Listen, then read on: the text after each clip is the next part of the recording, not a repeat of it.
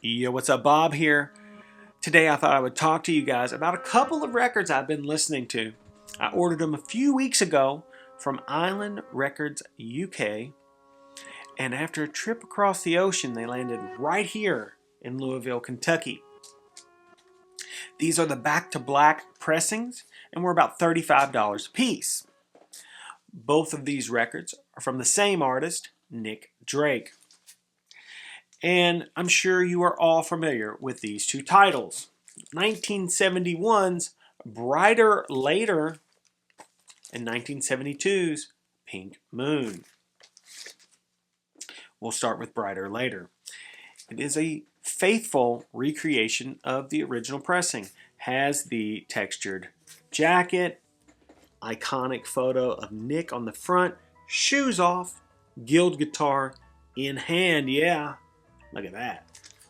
It's on this beautiful Island Center label. Look at that thing. I always like that. It's pretty cool.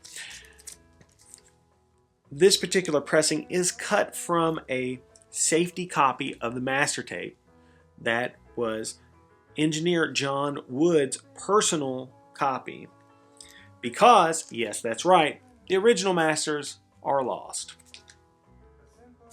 I got into this record because I heard the song One of These Things first. And I thought, I like the way this guy sings.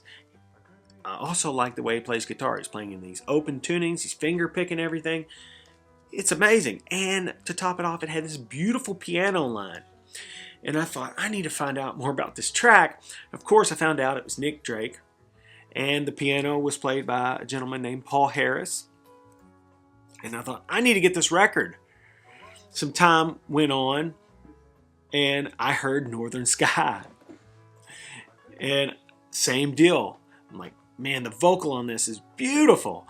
Beautiful tone. There's a Celeste. There's an amazing piano played by John Cale, the Velvet Underground fame. And I thought, wow, this is a great track as well. It's from the same record, Brighter Later. As soon as I saw the cover, I was like, oh yeah, I know that. Yes, I'm familiar with this record. I've seen it a lot. And I started looking around for an original pressing. Well, it's been quite some time, and I have to tell you, original pressings of this record are incredibly rare. Originally, it probably sold around 5,000 copies. Nick Drake, not super popular when he was around. Nick died when he was 26, accidental death. And, you know, there's a lot of photographs of him, always kind of presented in this dark horse persona. Not much video. What video there is, you've seen. That said, this is a fantastic record. Songs like One of These Things First, Hazy Jane, Northern Sky, and the jazzy Poor Boy. There were more songs on this that I knew than I realized. Once I started listening to the record, I thought, oh yeah, I know that tune, and I know that tune. Of course. There's a lot of personnel in this. Members of Fairport Convention are helping out. Members of the Beach Boys are helping out. Richard Thompson is adding some of his guitar stylings to this. John Cale, of course. It's a fully realized project, and probably Nick Drake's strongest record. This pressing sounds pretty good. An original pressing probably sounds a bit better, but beggars can't be choosers. If you don't have this material in your collection, you should probably pick up this pressing. It's really nice. 1972's Pink Moon. We'll start with the cover. Kind of an exercise in surrealism. If Salvador Dali lived in London, not Florida, kind of a vibe. Got a teacup here. Bit of a sad clown. The Pink Moon, iconic cover in every way. Title track, Pink Moon, extraordinary song.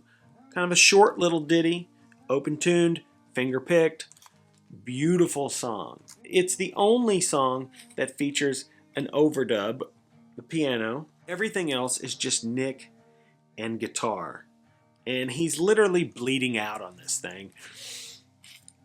This is the last release from Nick Drake before he passed away, and it's a pretty awesome record.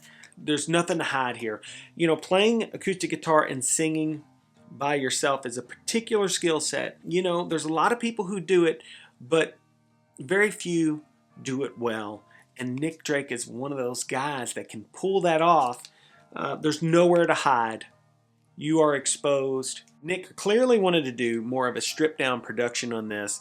There are even tunes where he flubs some of the notes, makes minor mistakes. It doesn't matter. He moves on, and they left him. You know why? Because it's a level of realism and artistic integrity that you will rarely experience, especially these days. And this is a beautiful record.